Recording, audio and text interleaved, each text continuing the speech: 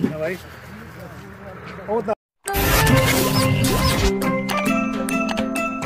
चलें जी, आपको आज गन्ने का रस निकालना और फिर गुड़ बनाने का तरीका दिखाते हैं, वो भी शार्टो शार्ट।